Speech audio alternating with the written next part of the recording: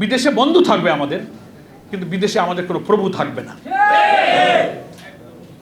বিদেশে আমাদের বন্ধু থাকবে, আমরা সকলের সাথে সুসম্পর্ক রাখবো, কিন্তু আমাদের প্রধানমন্ত্রী কে হবে, নির্বাচনে কে যাবে আর যাবে না তা যদি একটা দেশের পররাষ্ট্র সচিব এসে এখানে উকালতি করে, এরা কি বন্ধু? এরা হচ্ছে শত্রু, এরা প্রভুত্বের ভূমিকা পালন করে। আর এদেশের যেসব পত্র পত্রিকা তার দালালি করে, তাদের পক্ষে কথা লেখেন, কলামিস্টরা লেখেন।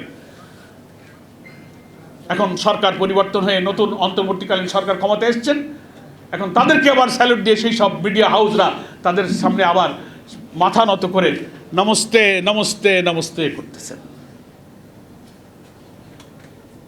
আমি বর্তমান সরকারের যারা উপদেষ্টা মহোদয়গণ আছেন, তার চারিপাশে যারা এই সরকার পরিচালনায় সহযোগিতা করছেন, একটি অবাধ নিরপেক্ষ নির্বাচনের মাধ্যমে নির্বাচিত জনপ্রতিনিধির কাছে ক্ষমতা হস্তান্তরের প্রক্রিয়ায় যারা বর্তমান সরকারকে সহযোগিতা করছেন, জামাত ইসলামী সেই সহযোগিতা, সেই আন্দোলনের অন্যতম অংশীদার, আমরাও সহযোগিতা করতে প্রস্তুত। কিন্তু খেয়াল রাখতে হবে চারিপাশে থেকে প্রফেসর ডক্টর ইউনূস একজন নোবেল বিজয়ী, একজন দেশপ্রেমিক আমরা মনে করি। তিনি ক্ষমতা দখল করে দেশ শাসনের আকাঙ্ক্ষা নিয়ে এখানে আসেননি। এই লোকটার মাথা যেন নষ্ট করা না হয়, চারিদিকে যারা ঘিরে থেকে তাকে কেন্দ্র করে যার যার পারপাস সার্ভ করার কাজে ব্যস্ত আছেন, তাদেরকে দেশ এবং জাতির দিকে তাকাতে বলবো। 18 কোটি মানুষের জুলাই অভ্যুত্থানের অপ্রতিরোধ্য বাংলাদেশের শক্তির দিকে তাকে লক্ষ্য করতে বলবো। খুব সাবধান থাকবেন। আপনারা বাংলাদেশকে আর আমাদের মাঝ থেকে ছিনিয়ে নিতে পারবেন না, আমাদের এই সীমানাকে আপনারা আর ছিনিয়ে নিতে পারবেন না, আমাদের স্বাধীনতা, আমাদের অখণ্ডতাকে আপনারা আর দখল করতে পারবেন না। বারবার গণ অভ্যুত্থানে দেশের মানুষ যেমন জেগে উঠেছে, আমি মনে করি 40-এর গণ অভ্যুত্থানের পরে, 24-এর গণ অভ্যুত্থানের পরে যে নতুন বাংলাদেশের স্বপ্ন আমরা দেখছি, যে বাংলাদেশে অভাব অনটন থাকবে না, দুঃখ থাকবে না, দারিদ্র থাকবে না, অন্নহীনের কান্না, বস্ত্রহীনের মর্ম ব্যথা, নিরাশ্রয়ের আকুতি, অর্থনৈতিক শোষণ, জুলুম, আদালতের আইন, আদালতের সুবিচার, প্রত্যেক মানুষের যে হক অধিকার, ছাত্রদের রাজপথ কামানোর যে স্লোগান উই ওয়ান্ট জাস্টিস, সেই সুবিচারের বাংলাদেশ, এটাই হচ্ছে আমাদের স্বপ্নের বাংলাদেশ। আগামী দিনে নতুন অবাধ নির্বাচনের মধ্য দিয়ে আমরা সেই বাংলাদেশ গড়তে চাই।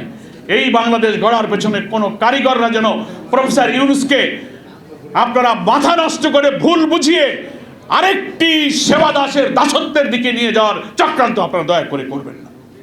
এই দেশ আমরা কম খাই, কম পড়ি, ধনী হই, গরিব হই, আমরা আমাদের স্বাধীন সত্তা নিয়ে মাথা উঁচু করে দুনিয়ার সামনে আমরা দাঁড়িয়ে থাকবো। বাংলাদেশ জামাত ইসলামের সংগ্রামী আমির ডক্টর শফিকুর রহমান, যিনি বাংলাদেশের নতুন বাংলাদেশের স্বপ্নের সারথি, বাংলাদেশের রাজধানী থেকে গ্রামে গঞ্জে, শহরে, নগরে, বন্দরে যেখানে তিনি যাচ্ছেন, কোটি কোটি মানুষ, লক্ষ লক্ষ মানুষ তাকে এক নজর দেখার জন্য, তার মুখের কথা শোনার জন্য জনসভাগুলোতে স্রোতের মতো তারা নেমে আসতেছে শোনার জন্য। দেশের জনগণকে আমি আজকের এই সেমিনার থেকে আহ্বান জানাবো, সততা, নিষ্ঠা, দেশপ্রেম, ষড়যন্ত্রের ঊর্ধ্বে থেকে আসুন। জামাত ইসলামের এই নতুন বাংলাদেশের ডাকে সাড়া দিয়ে বাংলাদেশের কোটি কোটি তরুণ সমাজ যারা আগামী দিনে দেশ চালাবে, আমাদের আমিরে জামাত বলেছেন, তরুণরা তোমরা এগিয়ে আসো, এই দেশের দায়িত্ব তোমাদেরকে আমরা দেব। জনগণ যদি রাষ্ট্রের দায়িত্ব জামাত ইসলামীকে দেয়, জামাত ইসলামী শাসক হবে না, জামাত ইসলামী সেবক হিসেবে দায়িত্ব পালন করবে।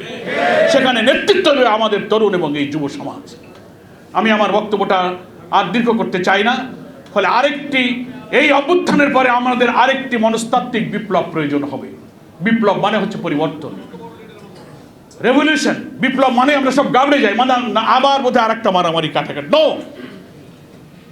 এই যে বিপ্লব আমরা মনে করি যে পরিবর্তন, মানুষের চিন্তা, আদর্শ এবং কর্মের পরিবর্তন, এটাই হচ্ছে একটা বিপ্লব, এটা একটা পরিবর্তন, এটা একটা complete change of the society.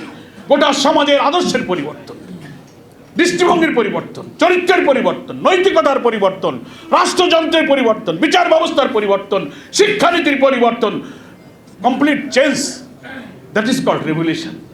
সেই বিপ্লবটা হবে রক্তপাতহীন বিপ্লব, ব্লাডলেস রেভলিউশন। মক্কায় যে বিপ্লব করেছিলেন প্রিয় নবী মোহাম্মদ মুস্তাফা সাল্লাল্লাহু আলাইহি ওয়াসাল্লাম, ইতিহাস বলে এই বিপ্লবই ছিল দুনিয়ার একটা রক্তপাতহীন ব্লাডলেস রেভলিউশন।